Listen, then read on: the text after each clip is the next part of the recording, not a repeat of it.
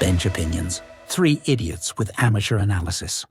Right, everyone, welcome to an episode of Bench Opinions, our rugby segment of the week. I'm joined by Dom and Klaus, and I'm Max. Today we'll be discussing the Springboks versus the Barbarians that happened over the weekend. We're going to be diving into the British and Irish Lions who played the Western Force and are coming up against the Reds. And then we'll mention the SA Under-20 Springboks, who thoroughly thumped Australia, and finish off just talking about the top 14 final and the upcoming tour of New Zealand for France and how they will cope with what some people call their C team.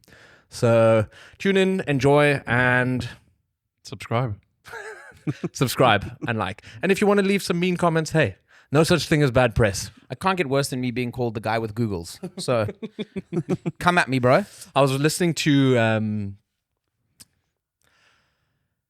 For the Love of Rugby with Ben Youngs and Dan Coles, and they were talking about, because I think they were talking about the Western, the British Irish Lions, and they give obviously such great of an account from a player's perspective, having experienced things, and like they'll give you some insight into what's happened. And then they were like, you know, we like to focus on this side of the game, and then we'll leave the rest, the more of headline grabbing stuff, to other people who'll just focus on the top level stuff, and that's us.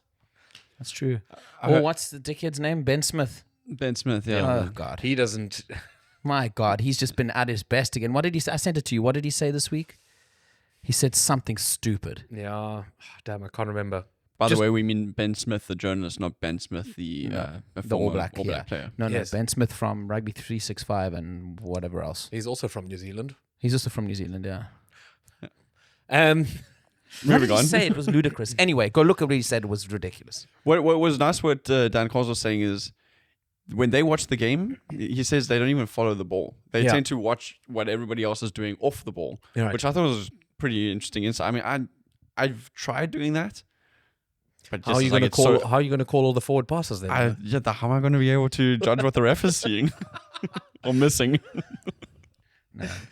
I'm like a cat with a laser, bro. Ball. Where's the ball? Ball and all. It's like when under 11s play. When the ball goes in one direction, you all run after it. All right. The Springboks faced the Barbarians at a very cold and wet Cape Town on Saturday, thoroughly beating them 54-7. Klaus, good game to watch?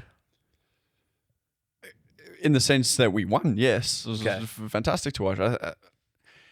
You know, it's the first time we won since 2000 against the Barbarians. Okay, since 2000. So it's been a long time coming. So it's nice to finally get a win on our belt. It is considered a home game for the Baa Baas, but obviously it's just on paper. But it's actually a home game for the South Africans. Very wet conditions, very windy conditions. It seemed like as well, and very, very cold. So it was a great outing for all the fans that came up, because Jesus. Was it though? I think there was 50,000 people. No. I'm just saying, like, it looked miserable. No. What I'm saying is, I stands. think it was impressive that many people came under those conditions, because that I don't know if I would have gone, but yes, I would have been unhappy. Yes, that's the only time that you're glad sitting very far at the top, like underneath the roof, as wind protected, as rain protected as possible. On that subject, a bit of criticism about ticket prices. For SA Rugby, and them saying that a lot of people saying, if you keep pushing your ticket prices up, particularly for the less big blockbuster games, I read that I think the tickets that were left for the game were going at like 950 Rand. Yeah, they were behind the poles. Yeah, for people that aren't from South Africa, that's about 45 euros, which is a lot of money in South Africa. So interesting to see how that develops. I think they won't ever have problems selling out the Australia and New Zealand games. No, or Argentina. But let's see how the attendance is for the Italy and even games. The Georgia game, because I think if you're charging that kind of money, To the game itself, I think it was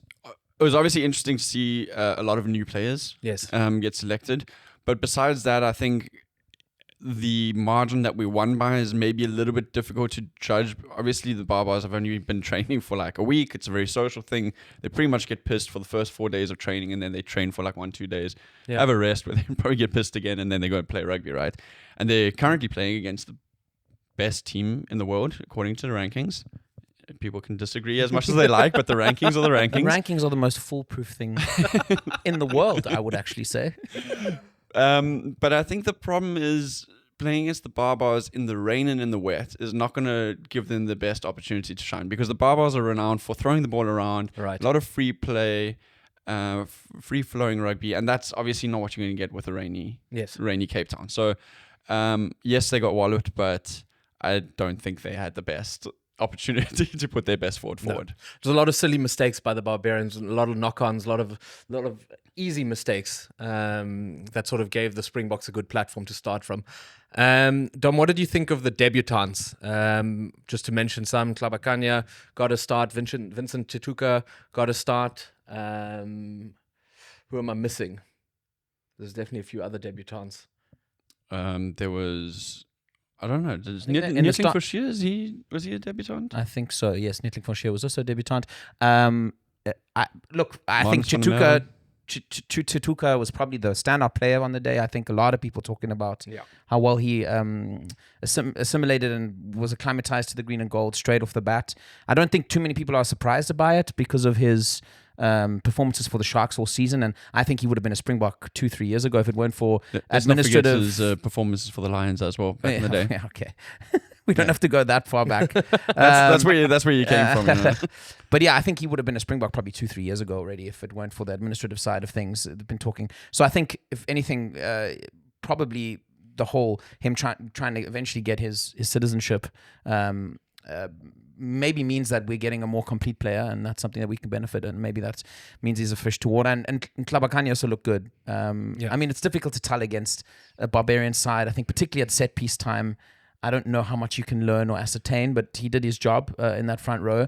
And very promising signs generally for the Springbok setup to see the next sort of generation of front rowers coming through. Yeah. I think all the front row players had a good performance.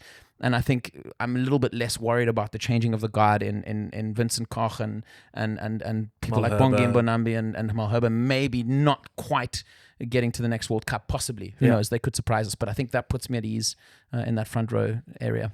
I think Asenati was the player that was probably all eyes were on him because of all the press that was also happening beforehand with, Dance Farm and all of those videos that came out. Rassi actually said in the press conference afterwards, because one of the journalists said, Asenati had this incredible game. And Rassi was quite quick to say, look, it wasn't incredible. It was solid, but he did get shown up in the scrums. Scrumming against Beelum, I think it was. Yeah. And but what he did enjoy seeing was Asenati, a guy was 150 kgs now, apparently has lost 15 kgs, so he must be 135. Has really soft hands, and he said that was quite cool to see that even at that level of rugby, in those conditions, he had this soft touch and he has this great feel for the game, and wasn't shy about showing that.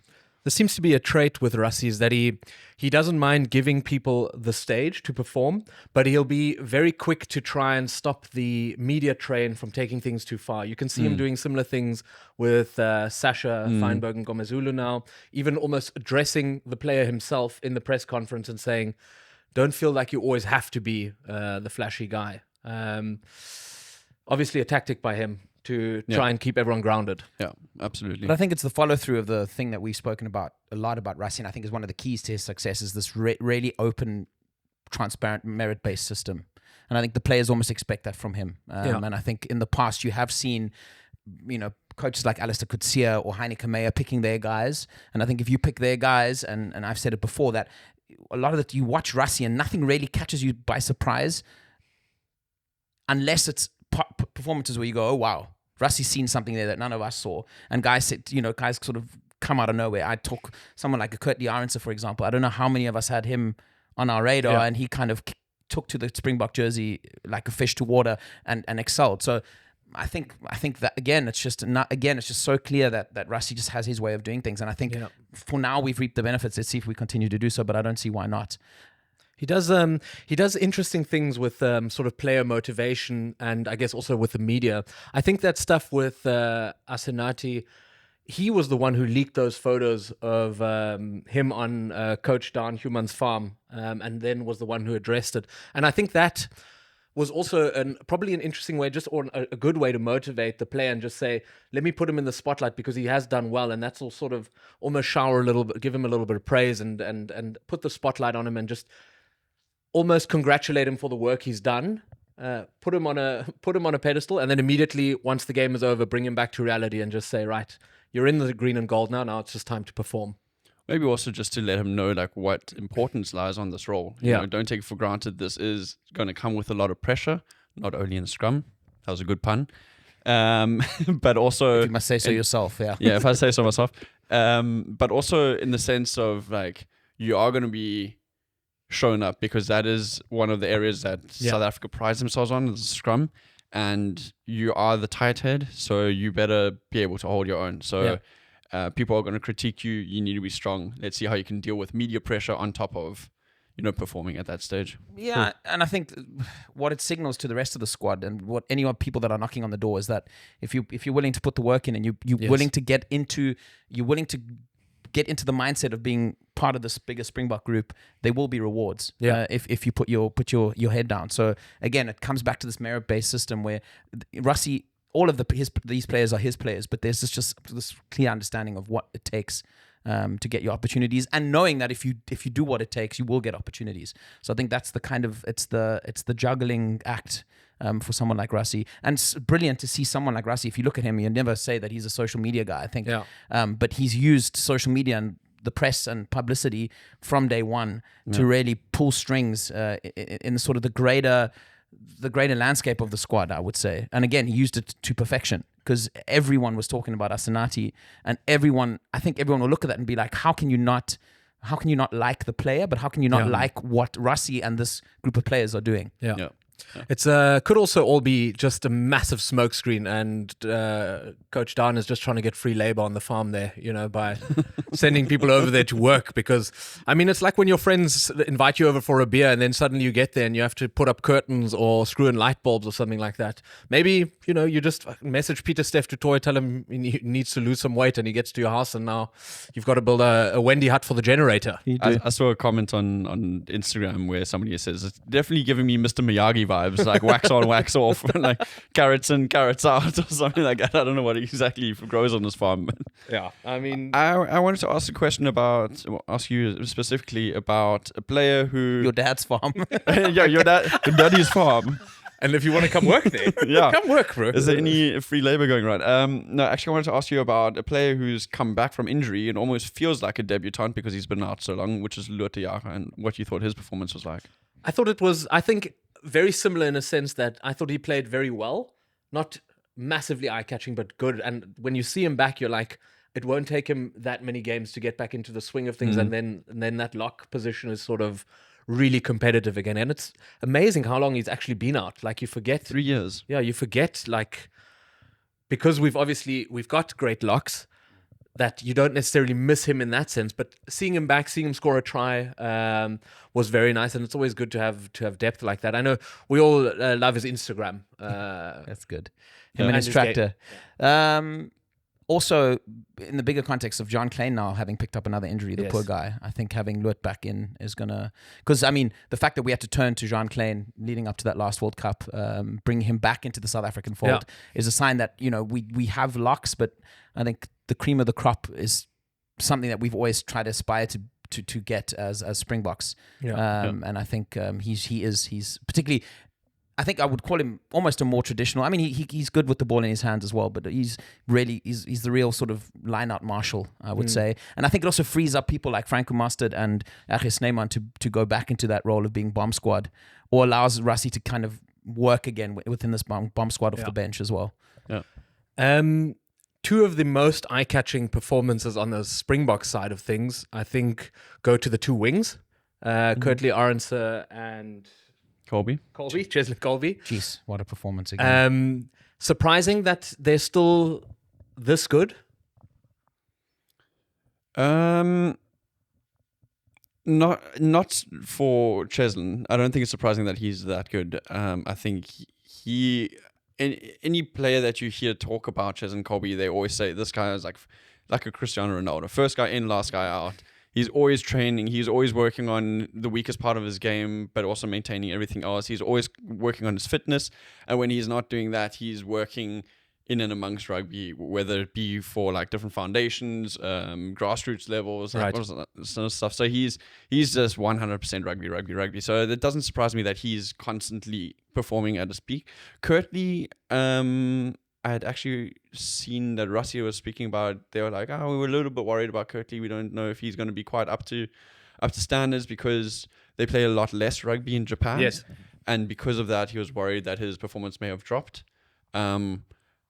Apparently, Rusty thinks his performance has dropped, but then you watch him play, and he actually. I thought he was. I thought didn't he also score 2 tries? Yeah. I thought they were both brilliant. I mean, I think Chesson had a few more eye-catching moments, stepping players, and sort of finding space out of nowhere. But I thought Curtly does very, very similarly, and it always seems to be in the right place at the right time. And even when they receive the ball and there's seemingly no space, they make things happen, which is a great under the high ball, yeah. Great under the high ball. Yeah.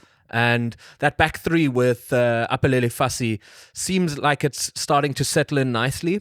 And you sort of look at that, and then there's players that can come in with Damien Willemse, Willie LaRue can fill in. And then we've got a few other options at wing with Kane and Moody. Seems like we're sorted there for now. Yeah. I mean, Curtly was, I think, also was forced out of the setup for a while due to injury, I think.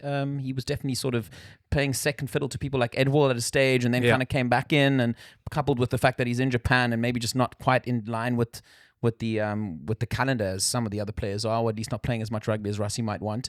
But I think the exciting thing about that, and also the continuity that's in our backline, because it was, I would say it was quite a safe backline in the sense that it's not something we haven't seen before against the Baa Baas team. I was expecting something a little bit more experimental, I'll be honest. Mm-hmm. Maybe in the context of it being the first game of the season, maybe again in hindsight, not the biggest surprise that Rassie went for some sort of continuity.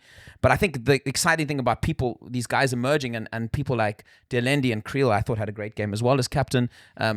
Maintaining their level is that it gives sort of that level of stability, I feel, to kind of start trying out a couple other things. I think with Moody, the center pairing is still an interesting case, because the question is, how long do they keep their levels? Delendi and Creel, do they keep them long enough to play at the next World Cup? Lucanio seems like someone whose levels are dipping, so you've lost a really good 13, I would say lost in inverted commas there. So maybe this allows Rassie to kind of know that he's got a good spine to that back line, and then start looking at people like Kewan Horn, who they talking about. No, sorry, Ethan Hooker. They were talking about at outside centre. Henko van Wyk. But Kewan Horn as well in that back line, for example, Henko van Wyk. Kane and Moody maybe shifting to 13. Esterhazen. We'll get onto him. We can get onto him as well. But there's as soon as you still start to question the depth, there seems to be quite a lot of it. Yeah. And I think I'm very interested to see what Rassie does with these 3 test matches until before the Rugby Championship, in terms of how much he tries to chop and change, and how different the side will look come the first Italy test match. Yeah. Well, I mean, it's tricky to do a change of guard when the players in those positions, even though they might be aging, are still performing at the levels they are. Because I think that centre pairing, again, you mentioned Jesse Creel had a great game. Damon Delendi also had a very good game at centre. And surely you can't change the guard when the two of them are still putting in performances like that week in, week out. You don't want to change the guard, but you definitely want to give other people opportunities to play in those positions, so that should something happen to them, they're not immortal, right? So they could still get an injury and stuff like that. You want to have people that have played in the setup and have understood their duties in that position, as well as knowing how to, a guy like JC Creel, for example, he manages the whole defensive setup. So you might want to try different guys in there just so that they know how to also manage the defensive setup when he's not there. But at the same time, you can't argue with how good they are. And like, I mean, I need to put my hand up and say, like, Damien Delende, I've never been a big fan of his until the last World Cup, where I was like, okay, cool, I've got to eat my hat, because he is just so good. Was it the 23 or the 2019 World Cup? I believe you already stuck your hand up after the 2019 one. I mean, both. My opinion of him was always solid on defense, but he never released it to the outside center or to the wings, and I feel like a lot of opportunities went amiss in terms of scoring points. And that is something that he's changed in his game, and he's become a lot more aware of those opportunities on the outside. I believe he was the one who kicked. I think he kicked a grubber through for Aronsa to score. For example. Yeah, and I think Creel did one in the World Cup that was obviously quite good. That was to Chesney. Let's get on to Andre Esterhuizen, because it was quite an interesting one. I think it caught all of us a little bit off guard, seeing him as a flank. I don't know too what was happening there. I was very confused. He came on as a flank. Obviously, he's more of a traditional centre. And then he was pushing at the back of the scrum, and it seemed to catch the commentators in the broadcast off guard as well. But then afterwards, came out in the media, he said that they've been working on it for a while, and he's quite excited by the role. What do you think he can do there? I've got two views of this. The one view is, I don't know if this is Rassie off to his fucking normal antics here again, because there's been a lot of talk in the northern hemisphere about hybrid rugby players. It's been a big thing, like bubbling under, and I do sometimes think there's a massive, well, we know there's a massive shithouser in Rassie stuck deep inside there, and a part of me thinks, maybe this is me just being cynical, part of me thinks it's really just a big up yours by Rassie saying, oh, so you guys think you know what a hybrid rugby player is? You guys think, oh, let me show you. And I think against the Baa Baas, I think it's probably the least risk, high risk opportunity to kind of do it. Having said that, though, if you look at the profile of Esterhuizen as a player and the size of him, and the physicality, but also the massive USP that this hybrid role could possibly have in the context of a squad, I wouldn't be surprised if we see more of it. Particularly because Esterhuizen, with Delendi being so good, and us wanting to still take Esterhuizen probably, who's someone that doesn't offer you the same sort of utility kind of elements as a Willemse, for example, would, because he can play at very different positions. This is almost like Rassie's going, okay, well, let's find another reason to bring him along, and maybe it's someone who can then fill the role of being able to come on as a loose forward option, but also to slot in at inside centre. I don't think it's shithousery from Rassie. I definitely think it's a calculated strategy of his that he's trying to try out, because World Rugby is constantly talking about 6-2 split, 7-1 split. That's not good for rugby. We need to keep it as a 5-3 so that we don't have too many heavy boys on the field. Then they start talking about we need to take power away from the scrum. That's always a conversation. So I think Rassie is starting to change the style of South African rugby. He still wants to keep the big, powerful guys, but he wants to take that and add speed to it. Yeah. And so by taking a guy who's actually a backline player and adding him to the forward pack, which he can do, because as you said, he's got this power and the size, you add that speed element to it as well. And if you look at where he played, I mean, the Springboks played a 1-3-3-1 pod system, right? So you've always got a flanker on the side anyway, essentially playing like in a wing position. So you can put Esterhuizen out on the wing in your attacking setup, and then you've essentially still got him playing in a position that he's relatively used to. I think there's a lot of arguments.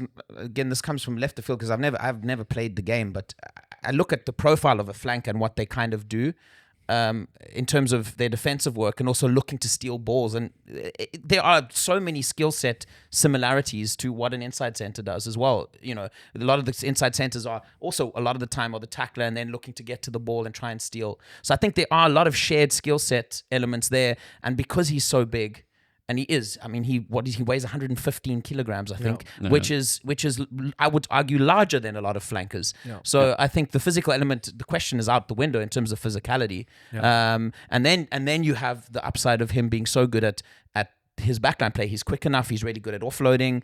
His ball carrying is incredible. So I think there I think he's the ideal candidate if you were to try and push this sort of this experiment further and make it something that's part of this side. But this is what Rassie also says. He says we've got one player who can do that. Yeah. It's not like it's a massive strategy of ours that's what we're going to bank on. Like if he gets injured, then that all falls away. Yeah. We do have Kwagga Smith, who's the reverse. Yeah. So he's a back row player who can play in the back line, or a forward who can play in the back line. Yeah. And now you've got Esterhuizen, who's the vice versa, right? So it's quite interesting in terms of that dynamic that they could switch out in a weird way. But it's not. I mean, there's 2 players out of a squad of hopefully 54 players this year. So that being said, I do hope to see a lot of Esterhuizen this season in the games against Italy, but also in the Rugby Championship, because I really, really like the way he plays, and I think he had a great URC out of a. Apologies, disappointing Sharks team. I know we're not allowed to say that because then we're enemies of the state. No, they're cock. They were. He was a shining light in that team, and I hope he gets his chance. One more player I want to briefly mention, and then I'll open the floor to you guys if there's anything else on the SA Barbarians. I know exactly who you're going to mention. Manie Libbok. Yes. There we go. Came on as a substitute, replacing Sasha, and lo and behold.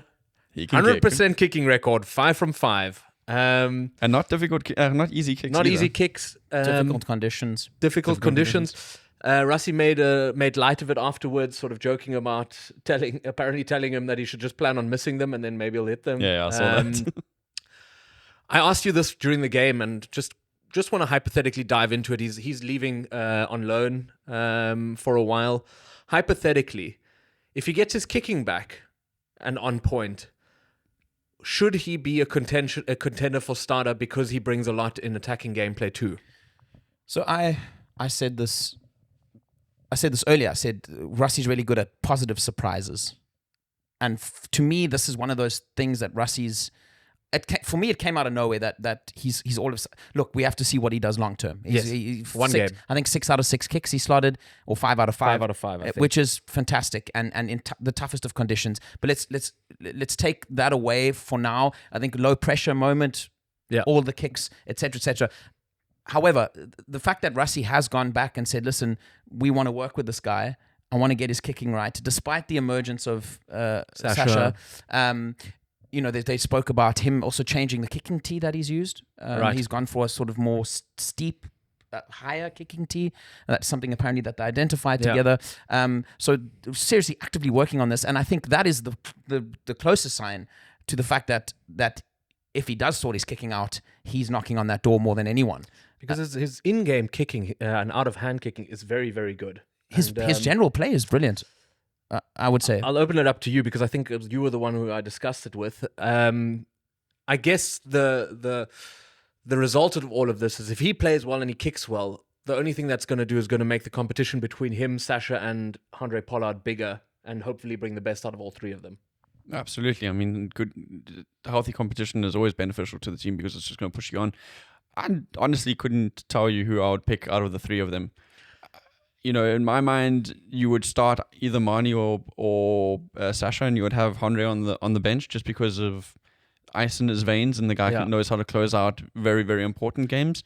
Something similar that Morné Steyn did to the latter part of his career. Absolutely, came on and he could come on for the last 3 minutes, and if he had 3 kicks in those 3 minutes, he'd slot all of them. Both Steins, Frans Steyn as well towards the end of his career. Frans Steyn as well, I see it similarly. I think Pollard's role is pretty much nailed on for the next World Cup if he gets there. I think it's quite telegraphed. I think he comes in as the wise head, probably plays the 2 sort of weaker teams in the pool, to kind of just give the other teams a rest. We'll probably work with 2 teams again like we did in the 2023 World Cup. And then as you said, it's competition for spots. I think it's interesting to see what this situation does to a player like Damien Willipse, for example, because I think this pushes him further out the reckoning with Manie, if Manie manages to start kicking, only because I think the depth at fullback now is looking different. I suppose as a backup to Apaleli, for example. I think Rusty always saw him as fullback. He only brought him into 10 when Manie was really struggling. And I think at fullback, if he gets back to full fitness, I think that's another place where you'll have great competition because he does offer you something a little bit different to Apaleli Fassi. Apaleli is sort of. He toned down a little bit of the flashy side of his play that he had when he was a little bit younger, just to sort of work on his foundations, whereas Damien does offer you a little bit more pizzazz. Vavavoom, as Thierry Henry says, I guess it just depends how they both develop and how they get along. Let's not forget Damien at inside centre as well. Also good, yeah. Or outside centre, actually. He's played there as well, so... Yeah. Look, he's going to have to play. The fact is that all these guys are going to have to play their socks off to get into the side, and that's what we want. I assume they are. He's in the squad for because he was in the greater squad. Yeah, so he'll get his chances against Italy probably. Anything else on the South Africa Barbarians game before we move on? Not coming to mind right now. Right. The Lions tour is well and truly on the road. They played their first game in Australia now, thoroughly beating the Western Force. Klaus, you and I watched the game together. It was 54-7 in the end. That's not what it looked like in the first half, though. No, the first half actually looked like Western Force was holding their own, and they just couldn't capitalize on any of their opportunities. I think there was a stat that came up, and it was like visits to opponents 22, and they had like 8 visits, and their average score of visits to the 22 was like 1.8 or something like that, in comparison to British Irish Lions, who had been in the opposition's 22 like 4 times, and I think they had scored 3 tries in that time. So the Western Force just not able to sort of punch their way through that last wall. Yeah. But some interesting players. Nick White. I don't know. Nick White has always been a bit of a like Jack Russell irritation. Thorn in South Africa's side. Exactly. Snore. His snore has gotten double as long now. He's infamous for going down when Faf slapped his beard, his moustache. Almost killed him, to be fair. Almost killed him, yeah. He played extremely well, so that was he did have a good game. That was really cool to see. And he'll join the Australia team now, right? Having played after that performance, I would hope so. Yeah. And then the other guy, we didn't know him, but we were big fans. Yeah. Was Western Forces number 14 Greeley. Yeah, I can't remember what his first name. Mac Greeley. Also wears a scrum cap like Mac Hansen. And he played really well. Yeah. When we say carry meters, we literally mean carrying people on his back and still pumping those knees. So I don't know. I wonder if he is in contention or if he's in that Australian squad, because he looks like he's. I don't know if he's an up and comer. I don't know much about him, but he's definitely looks like a good talent to have. For sure. Yeah. On the British and Irish Lions side, we just spoke about the wings for South Africa. Someone who is, in my mind, either the best or second best wing in the world right now is Lowe from Ireland. His kicking out of hand is unbelievable. I mean, he puts opposition under so much pressure because he's so precise with the ball in hand that even if you're in the opposition half and he gets it out, he could hit a 50-22 out of nowhere. It is unreal. Not just that, if you're going into a kicking battle with him, he'll catch every single ball. Yeah. He just doesn't seem to drop anything. Yeah, I was watching him and I was mesmerized at how good he is. Any other players that stood out? I don't know if you managed to catch the game or if you watched. I watched the highlights and I did try and look at some of the commentary afterwards. I was pretty impressed. I mean, Pollock's star continues to rise in the sense. I mean, he made 127 carry meters, which is insane. Yeah, because I think the whole Argentina team last week against the British and Irish Lions did 500 meters. Oh wow! So Pollock's doing a fifth of what a whole team does, which is insane. So that continues to rise. A lot of people talking about Finn Russell's performance. Yeah. People just saying that it's just so clear that he's going to be in that starting 10 position come the first test match against Australia. He's starting again against the Reds, which is a little bit not controversial, but the majority of the rest of the squad has been switched out, and he's been given another go at it.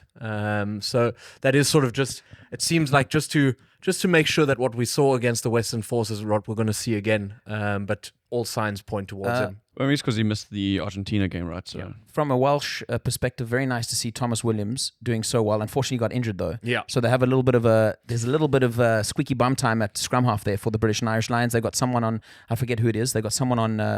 Ollie, no, was it? It's the English. The Scottish guy. He's in New Zealand now. What's his name? Is it Ben White? No. Anyway, but they've got another scrum half on standby. But Gibson Park is but he's also back. Yeah, he's carrying a knock though, so they are a little bit worried. But let's see how that goes. And I think he was odds on to start anyway. Yeah. So, but Alex Mitchell was also relatively solid. Yeah. Dan Sheehan captained the side and also had a really good game. Yeah. He also scored a try, didn't he? Yeah, he did that nice. He caught it. He caught the first ball few from minutes. Finn Russell, passed it back. I think it was Lowe, was it? No. It was the inside centre, was not into Piloto. Oh yeah. And then to Pollock. And then Pollock offloaded it back to him. I don't know. No, it wasn't Pollock. At the end of the day, Sheehan is the one who scored the try. Yeah. And then one other little talking point that I read about, and I also noticed in the highlights, is having a few problems from the restarts there. The British and Irish Lions. Yeah, they were I think 4 out of the 8 restarts they either fumbled, dropped, or lost. So, bit to work on there. But I think that's natural for a team that's kind of trying to figure out for sure. their positioning and how they want to play when they're trying to receive a kickoff. Yeah. There was a little bit of shithousery from the stadium announcer. Oh, yeah. Brilliant. Loved it. In reading out the names of the starting lineups, he made a point of pointing out the nation of birth of each of the Lions that were not born in the home nations. Something that sort of was put towards James Lowe afterwards. And he answered it, I know. Was it Mac Hansen? I think Mac Hansen also spoke about it as well afterwards. Is there anything to think at all about players that weren't born in the home nations now representing the British and Irish Lions? Probably not. I mean, it's going to affect every player differently, right? I think you even saw it in the comments that were made. Mac Hansen was like, it kind of irritates me because it almost feels like it's negating all the hard work that I've done since I left the country. Whereas James Lowe said, I don't really give a shit. Again. It's like, this is shithousery. I'm going to do my thing, and I'm proud of where I've come from and what I've achieved with the British and Irish Lions, as well as for Ireland. I think you have to look at the source of it though as well. I think it's a stadium announcer at the Western Force, and I think if it comes from higher up, or like maybe more credible sources, like if people in the game start to really criticize or pick these players apart, I think it's a problem. But I think in the stadium, for a bit of a laugh, I don't see the issue. Let's be honest, there's nothing really to criticize, because I mean, these players, they follow the rules. They go play in a nation. It does become their home. It's not like if you're not good enough for New Zealand, you go play for Ireland. Right, I'm kidding. Right, we're going to chop that one up and just use that tiny segment. I think it's Australians are famous for sort of picking out that little bit of shithousery. You see it a lot in the comments, whether it be on YouTube, on TikTok, wherever. It's fans sort of picking it up, being like, "Oh, half your British and Irish Lions aren't even from the home nations." It's nothing but a bit of banter. Indicative of a team that I think are a bit worried, and fan base that are a bit worried, I think, about deep down. I think there's a lot of talk still going on. We spoke about it last week about the Australians. Right. There's a little sort of aspirational hope, but we made our predictions, but I think it's also just part of trying to just pick apart what's a bloody good British and Irish Lions team. Leads well to my next point, which is there seems to be a little bit of controversy about Joe Schmidt not releasing all of his Wallabies into their franchises when they play the British and Irish Lions. He does release a few, but he doesn't release all of them.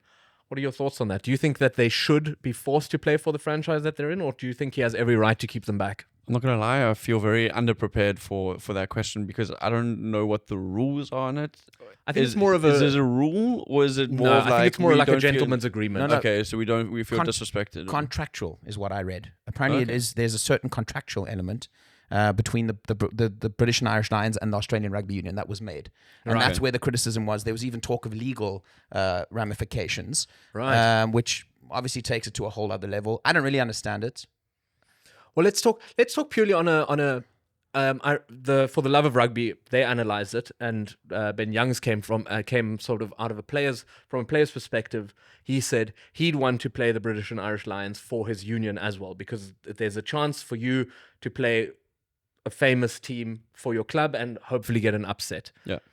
But on the other side, and Dan Cole was representing this a little bit more, you also understand Joe Schmidt's part of it in saying, I want to get my squad ready, because the British and Irish Lions are going through weeks and weeks of prep to fine-tune 3 games against Australia. Australia has 1 game against Fiji in prep for this. Sure, they're a national team that has played together before. He wants all the time he can with his squad to get them fine-tuned for those 3 games. Yeah, and I think, look, then these guys aren't playing... They're not fucking playing temp and bowling here. It's rugby. Guys are going to get injured. I think that's also a big concern. Big concern. And I think it's completely normal for a coach to be like, listen, you want me... it's a mammoth task, let's be honest. I think it's for this Australian setup where they are in their journey, it's a mammoth task. So you want to keep your best guys together. Yeah. So the British and Irish Lions are not going home and going like, hey guys, we beat the Brumbies. Like, nobody gives a fuck. It's at the end of the day, it's only the 3 games against Australia, and they also want to be playing against the best national team. You sure as hell will know, though, if the Brumbies beat the British and Irish No, Lions. they'll talk about it. They'll talk about it for years. On our next episode of Rugby. Anything else on the British and Irish Lions? It's sort of a little bit in the tune-up still. They're playing the Reds on Wednesday, but it's all sort of just finding combinations, finding the squad. Yeah, I mean, the Western Force is probably one of the weaker sides of the franchises, so it's going to be interesting to see what happens. So with everyone the next. else finished higher than them in Super Rugby. They're it's gonna be playing the interesting to Reds, see they're playing the what- Waratahs. So those all sort of, it seems to be leading in nicely into the actual series. So let's see. I mean, as their cohesion amongst one another gets better, their opponents are also getting better. Yep. So let's see if they can maintain the winning margins that they've now currently got or had over this past weekend. But so far, the team is looking solid. Yeah. Quick jump over to the Under-20 World Cup, which kicked off in Italy over the weekend. And we're only going to focus on the South Africa-Australia result primarily. Dom's going to run us through a few of the pre-tournament favorites. Caught the highlights of the game. I thought it was a sevens game at first with the way that ball was being thrown around and the way the tries were being scored.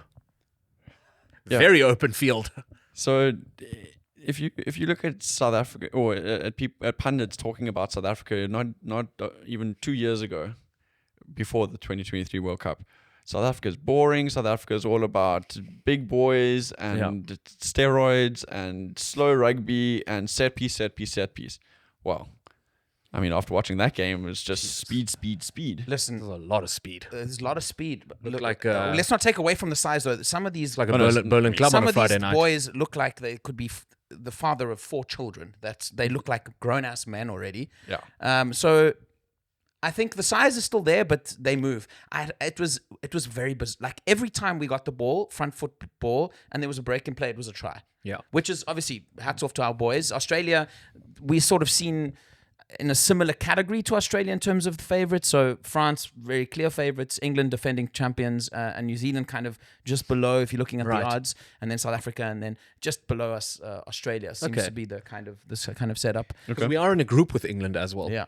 So it is a England and Scotland. England, right? Scotland, yeah. So it's not an easy group per se. So it's good to get a big win against Australia. Does anybody know who won last year? England. England. They're the defending champions. They usually feel quite a solid team. So yeah.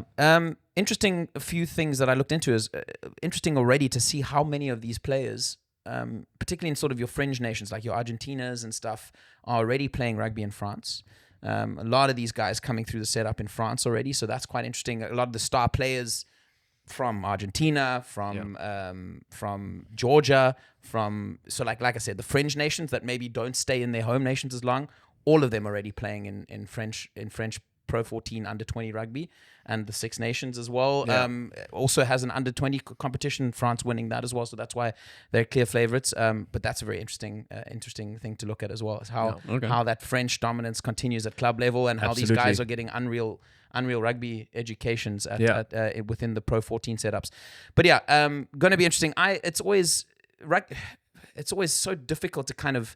I feel like there's so many surprise winners. If you look at the winners of Under-20, like there's no dominance. It's like England will win, and then New Zealand. Like it seems to be a little bit of flash in the pan, depending on which players are at which age, at which time, and I think similar to football, like a lot of these guys we see now playing for this side, we might never really hear of them again. You know, I think step up into the next level, particularly if you're looking at the physicality sense of things. So it's almost like it happens in a little bit of a vacuum, which is quite exciting. Yeah. This Under-20 championship. But then when you look at like 2013, I think it was, you look at that squad and it's like Stephen Kitsoff, Henry Pollard, Jesse Creel.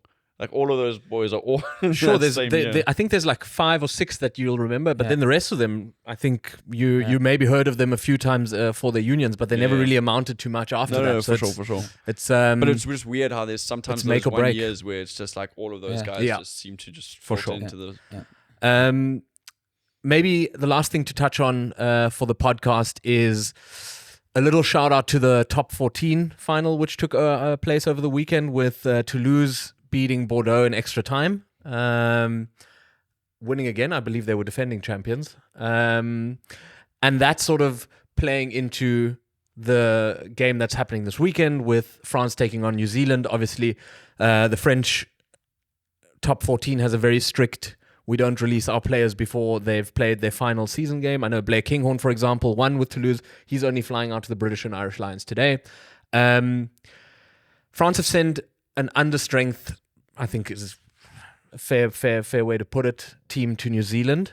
Do they stand a chance against the All Blacks, or will it be a whitewash?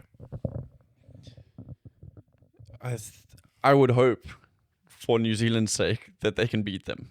Oh yeah. Because if they can't, then New Zealand's got serious problems that they need to go back to the drawing board and look at. For me, the issue is not the contest that's going to happen. I think the players that are going over and have been selected for the squad are still going to be solid players, and they still have, I think, 5 or 6 like senior players in there. Gail Fiku is the captain, for example. I was listening to the breakdown. Yes. And they were talking about Justin Marshall and the other boys. And like, I've got to agree with what they say. And they're saying is, it's a bit of an insult to the New Zealand fans. You've got a nation coming over to come play rugby against you. You decide not to send your best team. The fans in New Zealand, as the fans in South Africa also want, is you want to see your boys then face up against the best of their side. And if they don't send their best squad, well, then you're going to think twice, like, I don't want to go watch this C-string team come and play against the Boks. So I might not buy tickets. Yeah. And so it kind of destroys the whole spectacle of it all. And what I think it was Justin Marshall said, he's like, look, France needs to have a hard look at... because he also has a lot of opinions on that breakdown. I don't even know if he was in that. Has been hit episode. in the head one too many times, bro. Muliaina, yes. But he was saying, and I agree with him, he's saying, eventually it's going to get to the point where nations say, like, well, if you're going to send us your B side team or your C side team, we're just not going to invite you anymore. We'll just play against somebody else. Yeah. And then France is going to have a real problem because they're not going to get any of the exposure. Yeah. And it's like, when South Africa goes and plays France, we're not going to go like, oh, we really want to rest our players because they're currently in the URC. So we're going to send... The Bulls might. We're going to send you Kerwin Bosch and... Is he still around? No, Kerwin Bosch has moved on to this... No, I know exactly what you're saying. You know what I mean? No. Let's go into a hypothetical world where the French get beaten 3-0 by the All Blacks and they don't win the next World Cup. Mm-hmm. Is there a rethink that is forced to happen then? Because the top 14 is the best league in the world. I don't think there's any doubt in that. They attract the best players. It's the most competitive league. It's great to watch. But would French rugby be happy with just that? I don't think they give a fuck. It's the arm wrestle, though, between the union and the clubs that are heavily funded by a lot of private money, which is the issue. Yeah. And I think that's going to be the arm wrestle. And I think that's where South Africa, for example, you can count yourself lucky because we have a similar commercial model to France. But there's a clear understanding at a higher level and amongst the unions that Springboks come first. Well, yeah, the better the Springboks, the healthier the Springboks is, the healthier rugby is in South Africa. And I think that's what the French have to try and find. And I think you might struggle to do that because of the amount of... Because the more I read about France and how it's funded and stuff, there's just so much private money that's going into these clubs. And like, it's very personality driven as to like, there's a billionaire from Toulouse who funds Toulouse and fuck you, I'm not giving you my players. So that's going to be an interesting arm wrestle. And as you said, you've pointed it out. If it doesn't bear fruit, they are fortunate now, the clubs also, that rugby is at an all-time high in France from what we're reading, and that more people are watching the national team than ever before. Yes. Everyone benefits off that. And so if you start to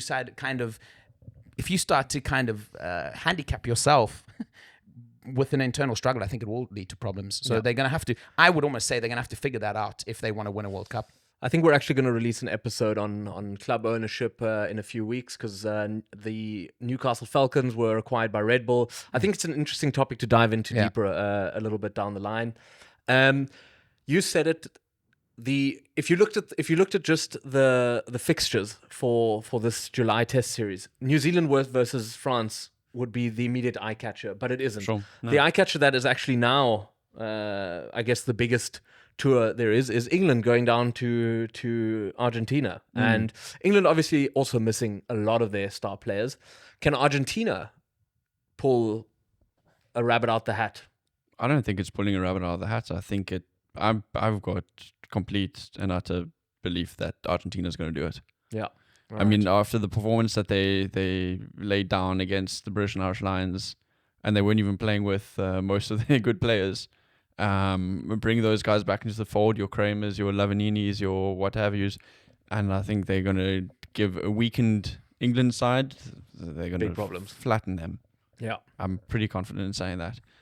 Dom just put a bet on Argentina there. Have you just I put my apartment on red. And that brings us to our current sponsor. I think the most interesting test game of this year is actually going to be South Africa France and South Africa Ireland. I'm just talking about the July, July test series. But speaking of the whole year, I think those are going to be the those are going to be the let's repeat the quarterfinals. Let's repeat the what was the pool stage game. So I think everybody's biting at the chops. A lot of angry people out there. Anything else you guys want to cover on the rugby segment? We spoke a lot today. The boys from the box office have now released another podcast. Klaus says they've now got 3 shows. So now they've got 3 shows. They've got the box office, they've got Unboxed, and The Verdict. Right. So in terms of our media production, we're really just not on the same level of output. Well, I mean, we're going to have to split this in 3 as well. Yeah. I think that's it for today, though. Thanks for listening. Thanks for tuning in. We've got another What a Week episode. If you're not just into sport and you just want to hear us sort of philosophize a little bit about life, the pitfalls and great things about living in Berlin, tune into that. Otherwise, we'll see you again next week. Like, comment, and subscribe if you haven't done that already. Please subscribe. It really means a lot to us. We're viral on TikTok now, which is nice. Oh. But it doesn't pay the bills. And it was nice that we got it for something positive, we said. Yeah, very random, but it's fine. Keep TikToking as well. And then click subscribe. TikTok away. Thanks a lot. TikTok